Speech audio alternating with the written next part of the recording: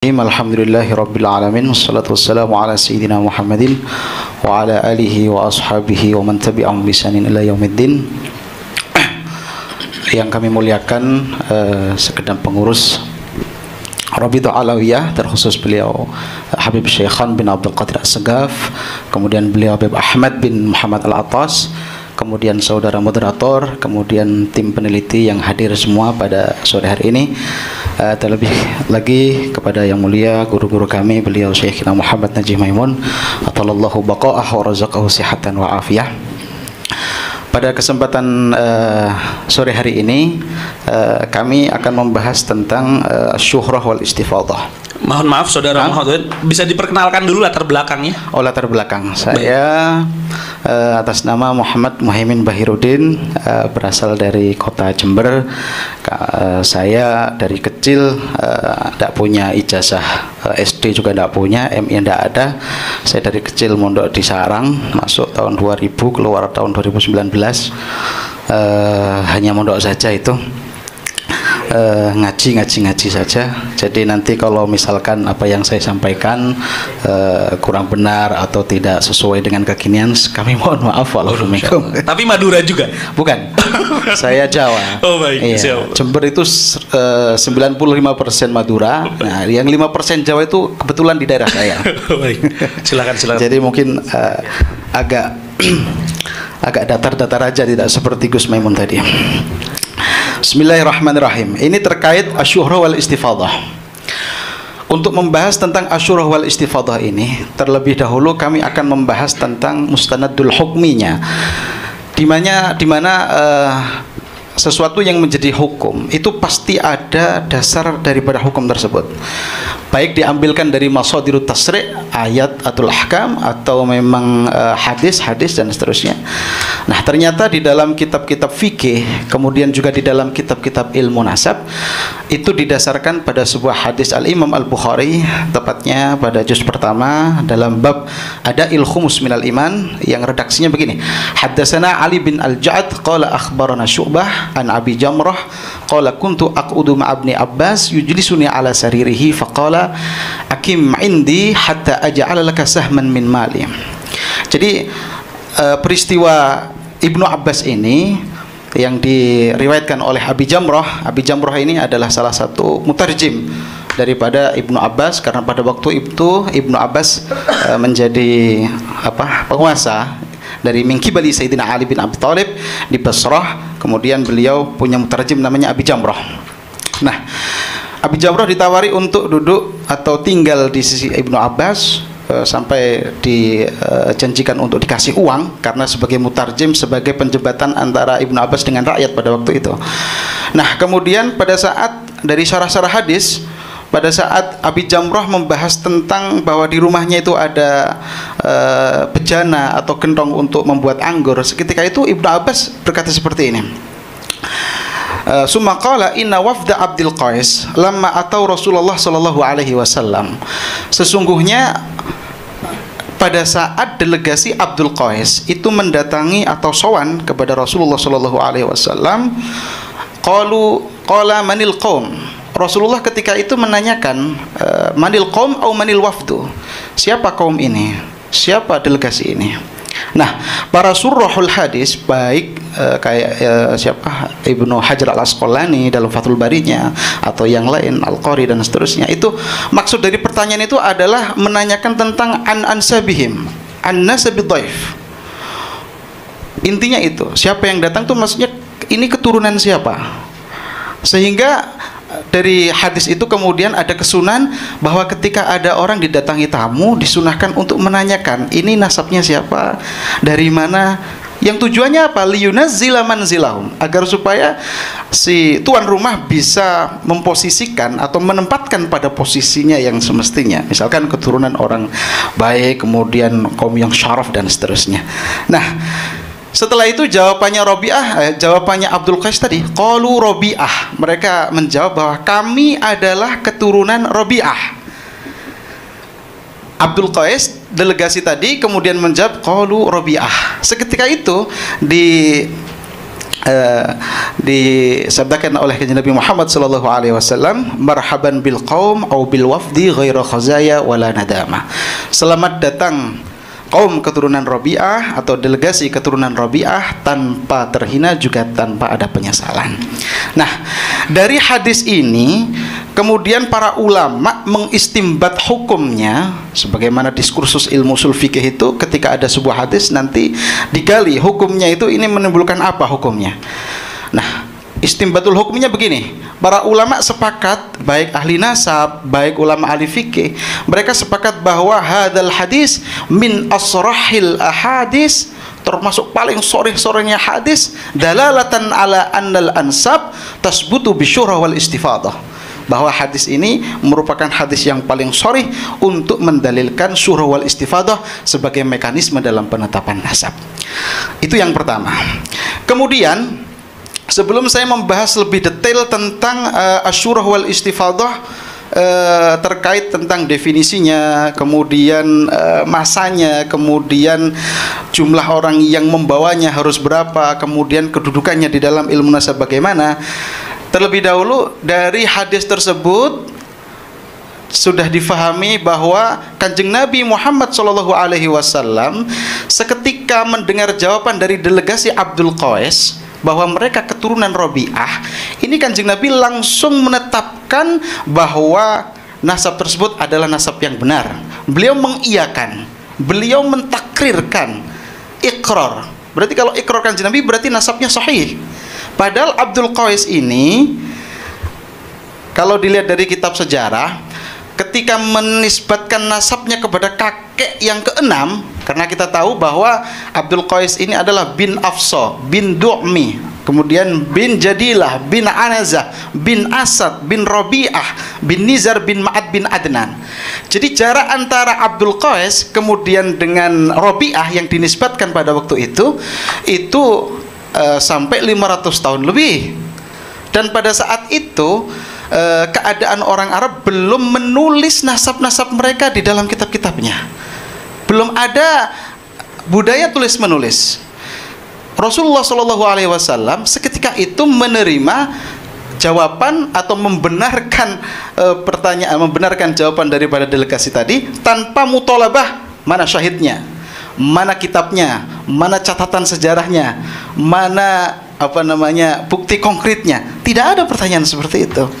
Jadi kalau kita memahami syurah wal istifadah itu sangat mudah sekali, termasuk mekanisme yang sangat konkret, mudah dapat diterima, tidak bertele-tele, tidak seperti yang diklaim oleh Imaduddin harus syaratnya harus fi kulli zamanin, kemudian tidak boleh syahadah. Nanti akan saya bahas lagi secara detail. Sudah. Itu kemudian yang menjadi dasar daripada asyurah wal istifadah mendapatkan relevansinya dalam syariat. Itu yang pertama. Yang kedua, sekarang kami akan membahas sedikit tentang perbedaan antara asyurah wal istifadah sendiri. Sebenarnya bagaimana konsep asyurah wal istifadah itu? Detailnya gimana? Dalam kitab Mu'jamu Mustalahil Usul, kemudian juga dalam kitab Al-Ghayah fi Syarhil Hidayah karya Ahmad bin Ibrahim As-Saruji Al-Hanafi, beliau mengatakan begini, bahwa yang dikatakan syuhrah itu adalah keterkenalan sebuah nasab dalam satu daerah, bahwa sekupnya itu hanya satu daerah, tidak keluar dari daerahnya. Itu namanya syuhrah. Sehingga dicontohkan begini, fulan bin fulan lahu syuhratun fi hayyin wahid mim Makkah annahu Quraisy. Bahwa fulan bin fulan itu memiliki keterkenalan dalam satu distrik atau dalam satu daerah di kota Mekah bahwa dia adalah bermarga Quraisy. Jadi ini kalau menurut siapa tadi, Ahmad bin Ibrahim As-Saruji, dan juga dikutip oleh Ibrahim bin Mansur Al-Hashimi, dikatakan bahwa nasab seperti ini adalah nasab yang kelasnya masih syuhrah tapi belum sampai taraf istifadah. Kemudian kalau nasab yang sudah mencapai taraf istifadah, sebagaimana dikutip oleh Al-Imam Ibnu Hajar Al-Asqalani dalam kitabnya Nuzhatun Nadhar, kepopuleran atau viralnya sebuah nasab yang sudah melebihi dari daerah tempat maulidnya, misalkan dengan contoh fulan bin fulan lahu syuhratun fi jami'i anha'i Makkah annahu Quraisy, bahwa dengan terjemah Fulan bin Fulan di seluruh daerah kota Mekah itu dia terkenal termasuk bermarga Quraisy. Nah, ini berarti sebuah nasab yang tidak hanya syuhrah saja, tapi sudah mencapai derajat yang namanya istifadah. Dari sini kita memahami bahwa istifadah martabatun fauqa syuhrah, yaitu adalah merupakan derajat yang di atas daripada syuhrah. Kemudian juga yang harus kita tekankan juga, kami ingat dalam kitab Al-Fatawi Al-Kubra karya Ibnu Hajar Al-Haytami, beliau menyatakan begini. Juz 2 halaman 59.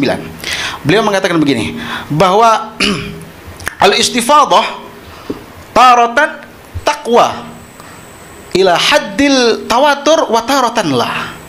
Bahwa istifadah itu kadangkala sudah mencapai derajat ada tu tawatur, berarti bimanzilatil mutawatir. Wa taratan la, kadang juga tidak. Jadi dari sini kita bisa memahami tahapan-tahapan tentang memaknai konsep syuhrul istifadah. Tingkat yang paling adna itu adalah syuhrah. Kemudian jika lebih luas lagi naik ke istifadah. Nah, istifadah ada pula lagi yang sudah yablughu fi manzilati tawatur. Jadi dari sini ketiga tahapan ini oleh para ulama nasab dikatakan nasab jika sudah ditetapkan dengan syuhrah wal istifadah, sekalipun hanya syuhrah saja sudah yasbutu an-nasab. Nasab sudah tetap sudah. Oleh karenanya nanti ini juga akan membahas tentang seberapa jauh masa lamanya, kemudian kriteria syuhrah wal istifadah itu mendapatkan pengakuan sihahnya di dalam ilmu nasab. Kemudian selanjutnya kami akan membahas tentang bilangan orang yang membawa kabar syai' dalam syuhrah wal istifadah. Itu apakah ada jumlah tertentu? Misalkan harus ataukah 10 atau 20 atau 100. Fihi khilaf. Ada perbedaan ulama. Kami di sini akan mengkomparasikan antara kitab-kitab fikih yang klasikal kemudian dengan kitab-kitab fikih yang modern atau kontemporer. Begini. Untuk terkait pembawa syuhrah wal istifadah itu sebenarnya harus orang berapa? Kalau kita mengacu dalam kitab Al-Majmu' karya Imam Nawawi Syarah Muhadzab, beliau mengatakan begini, bahwa ikhtalafa al-ulama fi jumlati adadin, dalam jumlahnya adat yang membawa asyurah wal istifadah. Kalau menurut Al-Imam Al-Ghazali, kemudian juga diikuti oleh Al-Imam Al-Mawardi dalam kitabnya Al-Hawi Al-Kabir, beliau juga punya kitab Al-Ahkam Sultaniyah. Kemudian dan ini di mu'tamadi bahwa yang harus mencapai derajat jumlahnya itu harus adadun katsir yablughu adad tawatur. Harus bilangannya banyak kemudian sampai pada adad tawatur. Kemudian ada yang menjawab, ada yang berpendapat kayak Imam Abu Hamid dan jama'atin minal ulama mengatakan cukup 2 orang asal adil. Cukup 2 orang asal adil. Berarti ikut konsep adlu syahadah. Setelah saya memahami atau menelaah tentang ibarat-ibarat tentang jumlah adat ini dalam kitab klasik, kemudian saya juga menelisik atau menelaah tentang kitab-kitab yang kontemporer. Ternyata syuhrah wal istifadah itu ada 2. Ada yang syuhrah wal istifadah itu hakikiyah, ada syuhrah wal istifadah itu yang hukmiyah. Nah, apa yang hakikiyah itu? Dikatakan begini dalam kitab-kitab nasab yang kontemporer, bahwa surah hakikiyah itu adalah allati qad istafadal khabar ladaika an katsirin minan nas anna fulan min Quraisy. Bahwa yang dikatakan surah hakiki yaitu adalah sebuah kabar yang viral, yang tersebar dari jumlah orang yang meriwayatkan atau yang menceritakan bahwa anna fulan min Quraisy, bahwa fulan ini dari Quraisy. Nah, kenapa dikatakan surah hakikiyah? Karena jumlahnya banyak. Nah, kalau yang meriwayatkan ini banyak, yang menceritakan itu banyak, maka di sini ada istilah la yustaratu fihi al-adalah. Tidak disyaratkan harus sifatnya adil. Kemudian ada namanya surah hukmiyah. Surah hukmiyah itu apa? Allati ladal qadi yanqulul khabara ithnani adlani anna hadzal amra qad istafadha anna fulanan min Quraisy. Yaitu sebuah kabar tentang kesyuhrohan nasab seseorang, tapi ini disampaikan oleh dua orang adil di depan hakim. Jadi kalau terkait surah wal istifadhah yang hukmiyah ini, itu adalah sekupnya adalah untuk permasalahan perhakiman. Dan di sini yustaratu fihi al-adalah. Ini disyaratkan harus adalah. Berarti dalam adlu syahadah harus dua laki-laki atau dua perempuan satu laki-laki. Nah, untuk mengkomparisikan ini semua, jadi kita bisa memahami bahwa surah wal istifadhah itu kalau menurut klasik ada yang bilang dua, ada yang harus banyak, kemudian yang kontemporer itu dibagi ada yang surah hakikiyah, kemudian ada yang surah hukmiyah. Jadi kita bisa memahami bahwa surah wal istifadhah itu yang diwariskan turun-temurun itu nanti adatnya yang penting banyak. Karena sebagaimana Ibnul Battal untuk menengahi pendapat ini, kemudian beliau mengatakan begini, sebenarnya berapa adatnya? Yang penting adatun yaskunu bihi al-qalbu. Yang penting bilangan orang yang ketika menceritakan hati itu bisa tenang. Nah, selanjutnya terkait untuk ini surah wal istifadhah ini, sebenarnya surah wal istifadhah ini mekanisme penetapan nasab yang disepakati oleh ulama atau tidak? Sebenarnya juga semua sudah sepakat sudah. Baik a'immatul madzahib, apakah itu yang sunni ataukah yang syi'i, semuanya juga sudah semuanya. Bahkan lintas agama, orang Yahudi dan Nasrani dalam menetapkan nasab jad-jad mereka itu juga pakainya surah wal istifadhah.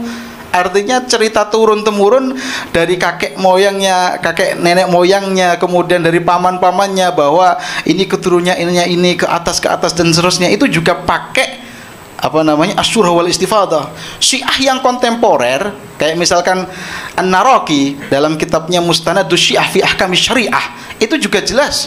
Apalagi Syiah yang klasik seperti halnya misalkan dalam kitab Qawaidul Ahkam karyanya Ibnu Mudzaffar Al-Hilli. Jadi di sini kita memahami bahwa surah istifadhah itu adalah satu konsep atau mekanisme penetapan nasab yang cara kerjanya itu mudah, tidak berbelit-belit dengan syarat yang didramatisir itu kayak klaimnya Imaduddin, kemudian juga diakui oleh semua umat manusia, saya bisa katakan seperti itu, sebagaimana disampaikan tadi Yahudi, Nasrani juga demikian, dan itu pula diawali dengan ikrarnya Nabi Muhammad SAW terhadap tadi nasabnya Abdul Qais tadi. Selanjutnya sebagai tambahan lagi, dalam kitab Al-Fiqhul Manhaji karyanya kelompok diantaranya Syekh Mustafa Al-Khin, beliau mengatakan begini, para sahabat pada waktu itu menisbatkan dirinya kepada jad-jadnya. Waqad kana as-sahabah yantasibuna inda Rasulillah ila qabailihim. Para sahabat menisbatkan terhadap kabilah-kabilahnya sendiri. Wa ajdadihim, dan jad-jadnya. Fama kana sallallahu alaihi wasallam yutalibuhum bisyuhud. Mereka tidak dituntut oleh Rasulullah untuk mendatangkan saksi. Alladzina yuthbituna an-nikah ru'yatan bil ain. Tidak menetapkan, tidak dituntut untuk mendatangkan saksi yang menghadiri pernikahan ayah-ayahnya. Bal kana yaktafi bistifadatil khair bainan nas.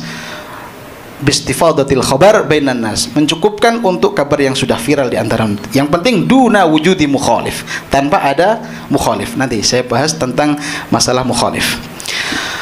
Ini gambaran tentang istifadhah. Lamanya apa? Masanya bagaimana? Yang paling ashah, yang paling jumhur, yang penting tuluz zaman, sebagaimana diungkapkan oleh dalam kitab Bahrul Madzhab, Ar-Ruyani mengatakan bahwa surah wal istifadhah itu yang penting tuluz zaman, masa yang lama, yang sekira akan terbangun kebenaran atau kevalitan kabar tersebut.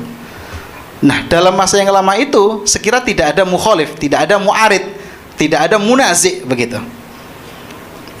Itu terkait tentang apa namanya surah wal istifadhah itu yang penting lama. Nah, selanjutnya saya akan membahas tentang syubhatnya Imaduddin Utsman terkait dalam asyurah wal istifadhah. Pertama, Imaduddin Utsman mengatakan begini dalam beberapa tanggapannya terkait surat daripada guru kami Syekhina Najih, dia menyatakan bahwa syuhra wal istifadah itu hanya berlaku untuk nasab yang dekat, tidak untuk nasab yang jauh. Nah, pernyataan seperti ini kalau kita memahami sabda Rasulullah Shallallahu Alaihi Wasallam tadi yang di awal, ini semestinya sudah terbantahkan.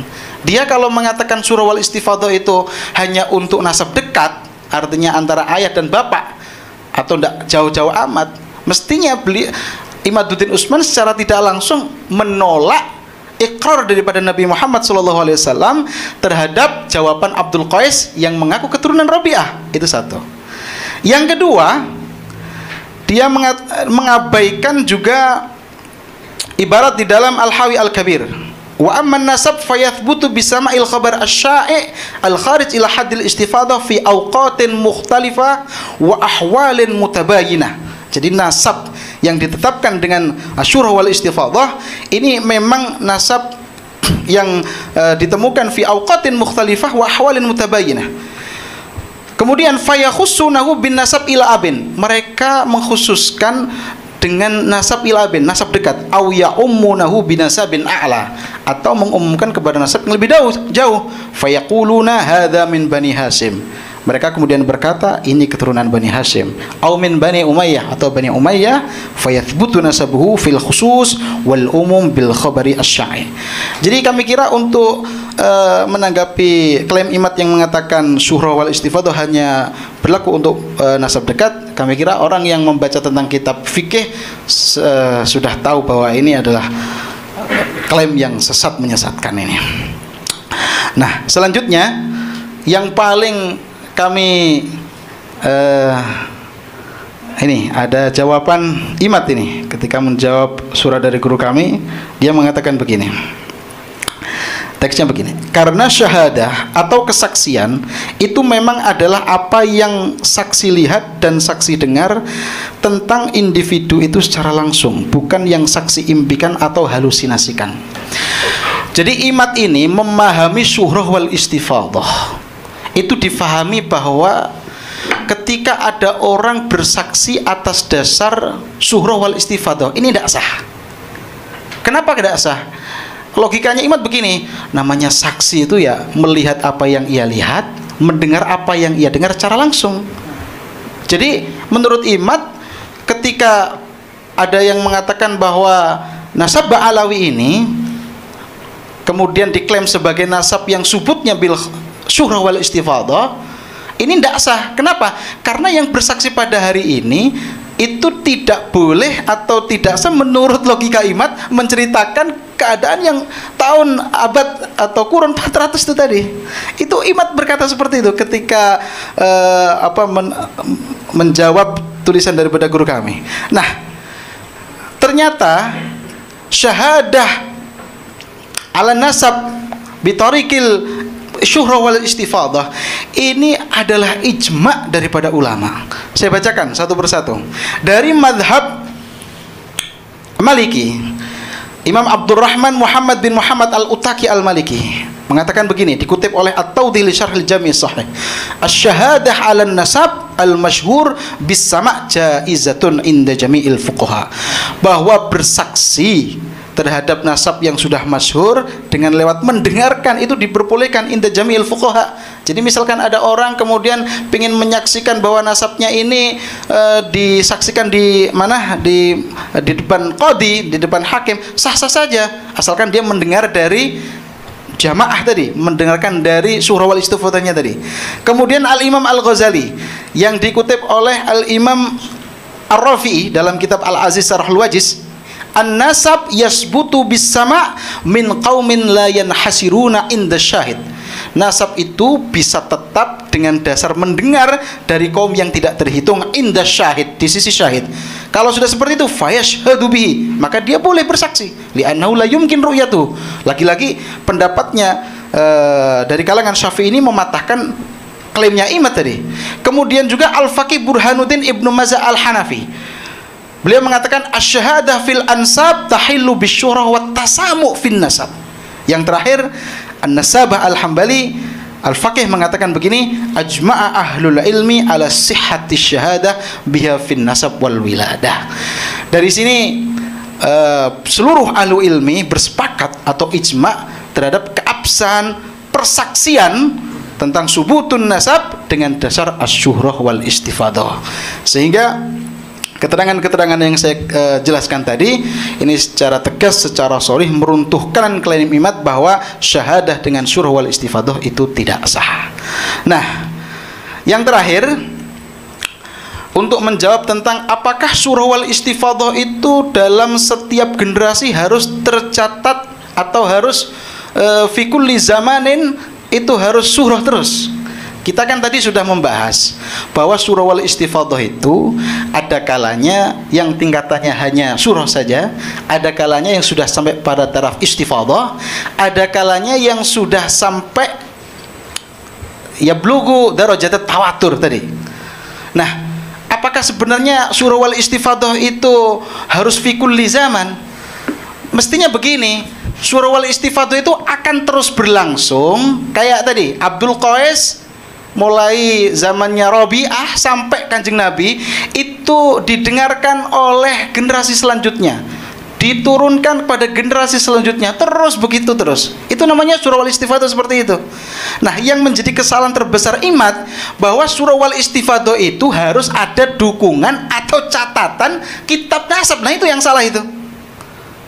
Imad kan meragukan daripada syuhrah istifadahnya daripada klan Ba'alawi itu kan gara-gara tidak didukung dengan catatan nasab.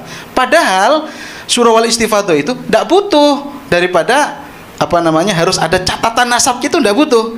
Begitu. Saya bacakan ya. Jika tidak ada saksi yang hidup pada abad 4 ini, maka terpaksa kita mencari kesaksian kitab-kitab nasab yang ditulis abad itu. Jadi secara tegas Imad menyatakan bahwa syuhrah wal istifadah itu harus disaksikan juga oleh kitab-kitab nasab. Jika tidak menemukan, maka dengan kitab-kitab yang ditulis paling dekat masanya dengan Ubaid itu. Dan kitab-kitab itu ada dan memberi kesaksian bahwa anaknya Ahmad bin Isa tidak ada yang bernama Ubaid. Jadi dari sini kita bisa membantah klaim Imad bahwa syuhrah wal istifadah itu tidak segitu rumit untuk terkait menetapkan nasab, sehingga kita bisa membatalkan klaim Imad tersebut.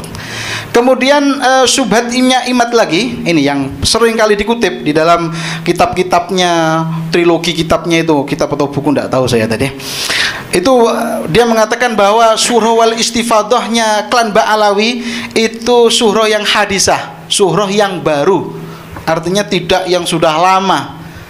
Imad kemudian menganalogikan dengan syuhrahnya Tobariyah, yaitu klan Tobariyah. Ternyata hampir sama ini. Klan Tobariyin ini diterkenalkan dari keterangan Husainiyin itu pada saat abad 9, yaitu dimulai dari tulisannya Rodi bin Muhib At-Tabari ketika menulis silsilah nasabnya itu sampai Husainiyin. Yang sebelumnya abad 6, abad 7, abad 8 itu belum ada syuhrah tersebut. Namun pada saat abad 9 itu ditulis bahwa klan Tobariyin ini bersambung dengan Al-Husainiyin. Nah, yang kemudian klaim tersebut ini kan dibatalkan oleh ulama ahli nasab semuanya itu. Bahkan oleh misalkan yang dikutip oleh Ibrahim bin Mansur Al-Hashimi mengatakan ini syuhrahnya hadisah karena dengan beberapa catatan. Nah, dari contoh ini kemudian Imad mengatakan klan Ba'alawi juga demikian. Munculnya nama Ubaidillah itu baru pada abad ke-9. Sebelumnya 6, 7, 8 itu katanya belum dikenal namanya Ubaidillah, berarti sama dengan Tobariyah. Nah, ternyata setelah kami cek, kemudian setelah kami cross check, ternyata antara penyamaan syuhrah istifadahnya Ba'alawi dengan syuhrah istifadahnya Tobariyin ini jelas qiyas ma'al farik. Satu, qiyas ma'al fariknya adalah bahwa dalam klan Tobariyin ya, dalam klan Tobariyin ini Syekh Rodi bin Muhib At-Tabari ini mencantumkan nama Abdul Wahid sebagai salah satu anak daripada Husain, Sayyidina Husain bin Ali bin Abi Thalib. Nah, dari sini saja Amudun Nasab Tobariyah yang dimunculkan namanya Abdul Wahid sebagai salah satu dari anak Sayyidina Husain ini sudah cacat total karena melawan ijma. Satu. Yang kedua, kitab-kitab sejarah terdahulu antara kurun 6 dan 8 tidak pernah menisbatkan nasab Tobariyin ke Sayyidina Husain. Contohnya, seorang ulama yang ahli nasab, An-Naqid, An-Nasabah, Al-Mu'arrikh, yaitu sahibu Siyari A'lamin Nubala, Syamsuddin Adz-Dzahabi, beliau ketika membuat tarjamah, membuat biografi guru-gurunya dari klan Tobariyin Makkiyin, mereka hanya mengatakan Syekh At-Tabari Al-Makki. Adz-Dzahabi tidak pernah dalam kitabnya mengatakan walam yakul innahum Husainiyun Alawiyun, tidak ada. Kemudian juga seorang Nasabah Taqiyuddin Al-Fasi ketika membuat biografi terhadap 34 baik laki-laki atau perempuan dari klan Tobariyin, mereka sama sekali, Al-Fasi juga sama, beliau ini tidak mengatakan walam yakul innahum Husainiyun Alawiyun. Jadi hanya menyatakan bahwa ini nisbatnya At-Tabari Al-Makki gitu saja. Nah, yang terakhir, nisan-nisan kuburan Tobariyin yang ada di Mekah itu di dalam nisannya tidak tertulis Asy-Syarif atau Sayyid. Karena Minda bil Arab pada waktu itu menulis nisan dengan nama kemudian nasab-nasabnya. Itu tidak ada yang kemudian mengatakan As-Sayyid, Asy-Syarif juga tidak ada. Kemudian nasabnya sampai silsilahnya Sayyidina Husain juga tidak ada. Yang ada hanya begini yang ditemukan, hadza qabru Syekh As-Shalih Al-Muwaffaq As-Sa'id Abi Bakar bin Muhammad bin Ibrahim At-Tabari. Ini yang tahun 610. Kemudian ada contohnya lagi, hadza qabrul faqih Al-Qadi Abi Bakar bin Muhammad bin Abi Bakar At-Tabari. Cuma itu saja, tidak ada tambahan Al-Husaini, Al-Alawi, tidak ada. Ini berbeda terbalik dengan klan Ba'alawi, di mana kan klan Ba'alawi nisan-nisannya beliau Ahmad bin Isa wafatnya sudah jelas, terus kemudian Ubaidillah, kemudian Syed Alawi, semuanya sudah ada nisan-nisannya, kuburannya juga ada, kemudian persaksian ulama juga menetapkan, kemudian juga dalam Amudun Nasabnya tidak ada yang cacat. Jadi ini yang kemudian saya menjawab bahwa qiyas ma'al farik jika Imad menyatakan syuhrah wal istifadahnya klan Ba'alawi sama dengan syuhrah wal istifadahnya klan Tobariyin. Nah, kemudian yang terakhir saya akan membahas tentang munazi' atau mu'arid atau dalalah yartab dalam syuhrah wal istifadah. Begini, kami akan membangun teori ini dari kerangka usul fikih. Dalam diskursus ilmu usul fikih, ketika memahami daripada hadis marhaban bil qaum atau marhaban bil wafdi ghairu khazaya wala nadama, ini kemudian dalam diskursus ilmu usul fikih ada istilahnya mantuk soreh, di mana mantuk soreh itu sebagaimana dikutip atau dinazamkan oleh Al-Imam As-Suyuti dalam kitabnya Al-Kaukabus Sati' Nadmi Jam'il Jawami'. Beliau mengatakan begini, al-awwalud dalu alaihi lafdu fi mahalli nutkin wa huwa nassun in yafih ka'amirin lam yahtamil ma'nan siwa mufadihi wa zahirun lahu hawa.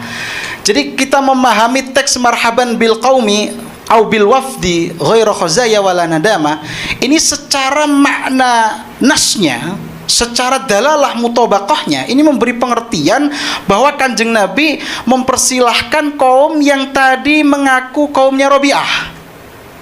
Dan kalau kita memahami makna nas, berarti ini adalah maksud as-sholatan sebagaimana dikutip oleh Al-Imam Syekh Wahba Az-Zuhaili dalam kitab Wajiznya. Contoh mudah seperti begini, wa halallahu al-bai'a wa harrama riba. Allah menghalalkan bai' dan mengharamkan riba. Kalau kita menelaah tentang istimbatul hukminya begini, Allah menafikan mumatsalah, menafikan persamaan antara jual beli dengan riba.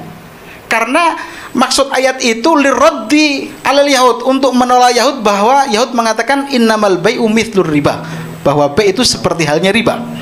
Nah, ketika kita memahami nas bahwa Kanjeng Nabi ketika ada orang mengaku keturunannya ini bahwa Kanjeng Nabi juga mendengar salah surah wal istifadah, apakah diterima? Konsep awalnya diterima secara langsung. Namun apakah ala sabilil itlaq? Apakah mutlak? Kayak tadi juga, apa kemudian dengan dasar wa halallahul bai'a wa harrama riba semua jenis transaksi itu dihalalkan? Ternyata tidak. Karena daripada kaidah makna nas itu adalah bagaimana mengamalkan nas itu? Ya tetap al-amal bi muqtada ma'nahu yaqinan wa qat'an. Kita tetap mengamalkan arti yang ditimbulkan oleh makna nas tadi secara yakin, secara nas. Tapi ada kontrol lagi, yaitu ma'ahtimalit takwil wa ma'ahtimalin naskhi. Takwilnya bagaimana? Ya tadi misalkan kataki di an-nahyi an bai'il gharar. Jadi tidak semua jual beli itu boleh, ada kontrolnya, yaitu ketika ada jual beli misalkan mengandung gharar itu dilarang. Kemudian wa kana Nabi Muhammad sallallahu alaihi wasallam an bai'i thamar qabla qabli. Jadi tidak kemudian semua jual beli itu diperbolehkan, dihalalkan. Ada 1, 2, 3 jual beli yang tidak diperbolehkan. Itu kita memaknai seperti itu. Memaknai nas seperti itu. Nah, kita memahami marhaban bil qaum au bil wafdi apa secara mutlak? Tidak. Kalau memang surah wal istifadahnya ada indikasi mencurigakan, maka ini juga kita tidak boleh menerima itu. Makanya istilahnya ada takbir di dalam Imam Haramain dalam kitabnya Nihayatul Matlab fi Dirayatil Madhab, beliau mengatakan surah wal istifadah bisa diterima asalkan adamun nakir, tidak ada yang mengingkari. Kemudian juga Imam Syafi'i yang dikutip oleh Al-Bahr dikatakan begini, yang biasa didalilkan oleh imat, wa adamud dafi' wa adamul adillah allati yasabul bayyinah. Kemudian lagi Ibnu Rif'ah dalam Kifayatun Nabi juga mengatakan begini, boleh menetapkan surah wal istifadah asalkan wala yakunu hunaka dafi'un yadfa'uhu wala munazi'un yunazi'u fi wala dalalatun yurtab atau yartab. Jadi tidak ada munazi', tidak ada dafi', tidak ada dalalah yang yartab. Sekarang kita memahami bagaimana contohnya dafi' dan munazi'. Di dalam kitab Al-Ifadah fi adillati thubutin nasab wa nafi fi surah wal istifadah, Syekh Ibrahim bin Mansur Al-Hashimi menyatakan begini. Jadi contoh daripada mu'arid atau munazi' itu misalkan begini. Pada hari ini diviralkan bahwa Zaid anaknya Umar, viral sudah. Nah, yang bisa menggagalkan surah wal istifadah ini apa? Ketika mansub ilaihnya yang dinisbatkan Zaid sendiri atau Umar sendiri itu ingkar. Jadi ketika ingkar maka surah istifadahnya ya gagal. Berarti ini surah istifadah yang kayak hoax begitu. Wah, ini kabarnya salah ini. Zaid itu bukan anaknya Umar. Umar juga begitu. Saya tidak punya anak Zaid. Jadi ketika yang bersangkutan itu masih hidup, kok ingkar, maka bagaimana? Maka surah istifadah ini gagal. Nah, sekarang yang menjadi permasalahan, kalau surah wal istifadahnya ini jauh, kemudian ya, jauh sekali, kayak misalkan klan Ba'alawi atau seterusnya, ini bisa nggak digugurkan surah al-istifadah? Ada kaidah yang disampaikan oleh siapa ini, Ibrahim bin Mansur Al-Hashimi, wala yubtilu hadhihi syuhrah wal istifadah illa jarhu thiqat al-qadih al-mufassar allati tuzkaru asbabuhu wa syawahidu.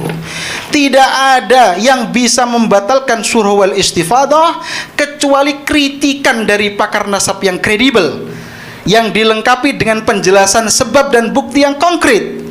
Wa yakunu khaliyan minat tahamul wa ta'annut wal hawa. Kritikan di atas bersih dari tujuan diskriminasi, fanatik terhadap pendapat pribadi, dorongan hawa nafsu. Wa sadiran mimman yu'taddu bi ra'yihi wa amanatihi minal ulama wa thiqat. Dan dilakukan oleh orang yang pakar dalam bidang ilmu nasab dan tidak melawan konsensus ulama, tidak melawan namanya ijma'. Nah, begini. Wala budda min hadzal qayd id laisa kullu jarhin qadihan. Nah, syarat-syarat ini menjadi penting karena tidak semua kritikan itu masuk atau sampai pada taraf yang qadih, yakni mencacat. Jadi kesimpulannya bahwa karena klan Ba'alawi ini tadi sudah disebutkan oleh teman-teman kami Habib Hanif dan seterusnya 140 sudah kal ijma' ini sudah. Kemudian yang mengkritik hanya cuma imat. Imat tuh bagaimana? Sekarang bilang tahu, besok tempe, besoknya lagi gado-gado. Ini kredibilitasnya itu dipertanyakan nih. bukan yu'tad bi ra'yihi. Kemudian juga yang dibuat dalil adalah tadi yang disampaikan oleh Ustaz Maimun Nafis tadi. Paling kuat itu adalah jantungnya itu adalah kitab Asy-Syajarah Al-Mubarakah. Itu aja tidak ada segot nafi, tidak ada segot sorih, munazi juga tidak ada. Yang contoh ada itu tadi yang awal sudah disebutkan Habib Hanif. Jadi ada jarah yang mu'tabar, ada jarah yang ghairu mu'tabar. Yang tidak mu'tabar tadi disebutkan oleh Habib Hanif bahwa Az-Zahabi mengkritik Ibnu Dihyah Al-Andalusi. Yang kedua, Ibnu Hajar Al-Asqalani mengkritik Al-Qimmani. Nah, contoh daripada jarah yang tidak mu'tabar ini luar biasa sekali nih. Contohnya adalah Syekh Al-Jurjani, Shahibut Ta'rifat, ini mengkritik nasabnya Imam Syafi'i. Dikatakan bahwa Imam Syafi'i itu tidak Syafi'i, tidak Quraisy, tidak termasuk keturunan Quraisy. Kenapa demikian? Karena Imam Syafi'i, Muhammad bin Idris ini, yang katanya disandarkan pada Syafi'i, menurut dia Syafi'i ini itu adalah maulan li Abi Lahab. Itu adalah budaknya Abi Lahab, kemudian yang diaku-akukan kepada budaknya Quraisy, begitu. Klaimnya seperti itu. Nah, kemudian diikuti oleh Zahid Al-Qausari, seorang ulama Mesir yang sama dengan mengikuti siapa pendapatnya At-Ta'rifat tadi. Ini tidak dianggap cara seperti ini. Kenapa? Karena Imam Syafi'i itu Quraisy sudah ijma'. Dan lagi Al-Jurjani dalam hal ini tidak sorry, kan mengutip Malikiyah katanya. Ada sebagian Malikiyah yang mengatakan Syafi'i itu tidak maulan li Quraisy, tapi maulan li Abi Lahab, yang diaku-akukan terhadap maulan li Quraisy. Jadi ketika tidak jelas berarti dikatakan tidak makbul, begitu. Jadi saya ulangi lagi bahwa untuk kesimpulan terakhir ini sebagai penutup, nasab itu bahwa ketika didasarkan atas syuhrah wal istifadah, kemudian cocok ittifaq ma'a aqwalil ulama ats-thiqat wal mu'arrikh wan nasabah, maka nasab ini menjadi kuwatan ba'da kuwatin. Ada istilah lagi, nuran ala nurin. Jadi sudah kayak gunung yang menjulang tinggi, yang kalau pohon akarnya kuat, sedangkan yang begagalan cuma imat lah. Imat ini apa, tsunami yang bisa menenggelamkan gunung itu tadi. Sungai aja ndak, ya mungkin ya air-air yang ada di got itu yang mungkin yang tidak bisa la yu'tadubi itu. Sekian dari kami, walafu, silakan. Tapi kemudian saya akan bertanya ya. Ya, silakan. Baik, tadi sudah dijelaskan sebenarnya beberapa hal ikrar Kanjeng Nabi yang tadi dijadikan dalil. Ya. Nah, terus kalau kemudian kita katakan Kanjeng Nabi itu mendapatkan itu dari wahyu, maka sudah pasti benar. Ya. Kalau kemudian itu adalah kaul ulama, bagaimana kemudian? Begini. Baik. Ada pertanyaan juga, apakah ikrar Kanjeng Nabi itu atas dasar wahyu? Ternyata di surahil hadis dikatakan tidak ada satu keterangan pun yang menerangkan pada waktu itu malaikat Jibril turun. Nazala Jibril menginformasikan bahwa Abdul Qais itu adalah keturunan Rabi'ah. Jadi ada dalil jelas itu dari kitabnya Fathul Bari, ada mengatakan bahwa ini jelas pengakuan Kanjeng Nabi terhadap siapa namanya, terhadap kabilah Abdul Qais sebagai keturunan Rabi'ah itu tidak disertakan adalah wahyu. Kemudian juga karena berhari-hari pada waktu itu juga sahabat sering mengatakan kabilah-kabilahnya terhadap dirinya sendiri. Jadi ini bukan aqwalil ulama, tapi benar-benar hadis yang qauli. Hadis dari siapa Nabi. Kemudian Nabi itu memahami itu bahwa marhaban bil qaum itu dari siapa? Dijelaskan bahwa di Arab sudah terkenal viral bahwa Abdul Qais itu min Rabi'ah. Oh, baik. Begitu. Baik, berarti syuhrahnya di sana ya. Tapi sudah juga masuk dalam konsep istifadah belum? Oh, sudah. Sudah istifadah ya. Baik. Pertanyaan selanjutnya. Tadi disampaikan ada tawatur. Ya. Ada tawatur dalam proses syuhrah wal istifadah. Ada banyak lah. Pada tingkatan ada tawatur, berarti kan dia lebih dari dua lah anggapannya begitu. Ada juga yang dua syahid adil begitu ya. Saya ingin kemudian bertanya kepada Robito Alawiyah sendiri, mohon maaf, dalam penetapan nasab dari Robito Alawiyah, mana yang kemudian diambil pendapatnya? Apakah kemudian ada tawatur atau syahid adil saja cukup? Atau bukan hanya Robito Alawi di Indonesia, tapi kemudian penetapan nasab di tingkat nakobah asyraf dunia begitu. Baik. Jadi yang sering kita lakukan khususnya di Maktab Daimi, jadi untuk mengitsbat sebuah nasab itu rujukan utama kita adalah rujukan syajarah ansab yang ada di Maktab Daimi. Apabila kita mendapati ketidakketersambungan nama, misalnya ada 2 atau 3 atau 4 generasi, kita memerlukan dokumen yang menunjukkan ketersambungan dari nasab itu. Istifadah dan syuhra kita pakai juga apabila si pemohon itu tidak bisa menunjukkan dokumen-dokumen yang ada. Itu kita pakai istifadah dan syuhra. Berapa syarat daripada adat syahidnya? 2 orang. 2 orang ya? Minimal 2 orang. Minimal 2 orang. Minimal 2 orang. Baik. Terima kasih. Dan itu juga ada diketahui oleh DPC setempat. Oh, DPC ya. Jadi baik. proses kesaksiannya dari minimal 2 orang dan diketahui oleh DPC setempat. Baik. Kalau maaf, mungkin sudah selesai yang untuk. Nggak apa, dilanjutkan lagi nggak apa? Ini saya sebetulnya mau tanya sama Ustadz Muhammad. Oh ya, silakan, siap. Silakan. Apakah untuk mentahji istifadah dan syuhra itu ada persyaratan tentang amudun nasab harus tersambung? Apakah itu disyaratkan? Begini ya Habib Afan, justru misalkan amudun nasab itu tidak dicantumkan, ini nanti justru yang berperan untuk menguatkan itu justru syuhra wal istifadah. Tidak ada persyaratan. Tidak ada. Jazakallahu khair. La yushtaratu La yushtaratu. nasab fi wujudi syuhra wal istifadah. Hakada ittifaqan indal ulama. Baik. Siap. Lalu kemudian nanti pertanyaan mendasar saya, apakah kemudian ketika ada yang inkar, nah ini diperkuat saja ya. Ketika ada yang inkar pada sebuah zaman, apakah tetap diterima syuhra wal istifadahnya? Nah, yang mengingkar tadi kan sudah ada, harus sikot itu. Caranya harus sikot. Kalau yang mungkir itu yang bersangkutan, yang ingkar yang bersangkutan, biangkana hayyan tadi mungkin. Tapi kalau hanya abal-abal itu tidak diterima, harus jarhus sikot. Baik. Terima kasih Saudara Muhaimin. Lagi-lagi ini sebenarnya sebuah maklumat yang luar biasa ya. Hanya saja tidak punya data pembanding. Ini lagi. Kalau tidak punya data pembanding, kita bandingkannya dengan apa begitu? Saya nambahin sedikit, moderator. Mau nambahin sedikit, baik. Saudara Wafi mau nambahkan sedikit, baik. Ya, Bismillahirrahmanirrahim. Jadi salah satu ciri-ciri tulisan Haji Imaduddin itu biasanya ketika tanpa agitasi tentang syuhra wal istifadah. Saya manggil Haji loh. Sudah ada Pak Hajinya. Itu sudah mahal bagi saya.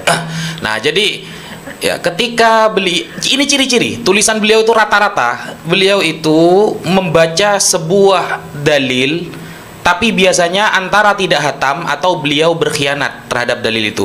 Contoh dalam teks syuhra wal istifadah jelas ketika dia menggunakan kitab Al-Ghafi Al-Muntakhab, ternyata di sana jelas la yushtaratu fi wujudi syuhra wal istifadah ittisalu amudin nasab. Tidak ada itu ittifaqon semua ulama. Kemudian yang maksudnya illa ayyuthbita ma yukhalifuhu, kata yukhalif kalau baca kitab Imam Ibnu Hajar Al-Asqalani cuma satu, maka dia seolah-olah dia seorang mukhalif. Padahal dalam kitab-kitab yang lain, ketika Imam Ibnu Hajar Al-Haytami membahas tentang yukhalif atau tentang at-ta'nu fil nasab, beliau mengatakan ai bidunil ilmi. Maksudnya ketika disampaikan dengan tanpa ilmu atau wathaik atau thawabit atau dawabit yang sesuai dengan ilmu nasab, maka itu tidak diterima. Itu kalau hatam kitab-kitabnya Imam Ibnu Hajar Al-Asqalani. Sekian, terima kasih. Baik, Saudara Wafi. Ini lagi-lagi ya, sekali lagi saya tidak bisa menyimpulkan apapun, hanya saja tadi maklumat yang diberikan Saudara Muhaimin dan juga kita perkuat tadi itu sudah menjadi sebuah metodologi mendasar dalam kita memahami syuhra wal istifadah begitu, bahwa syuhra wal istifadah itu lagi-lagi bisa digunakan dalam itsbat nasab, tidak kemudian perlu ada tidak adanya pengingkaran. Jadi kalau mau ada pengingkaran syuhra wal istifadah ada, tinggal kita tautsik kepada orang-orang yang kemudian mengingkari ini, apakah kemudian dia kuat atau tidak, begitu ya? Ya. Baik.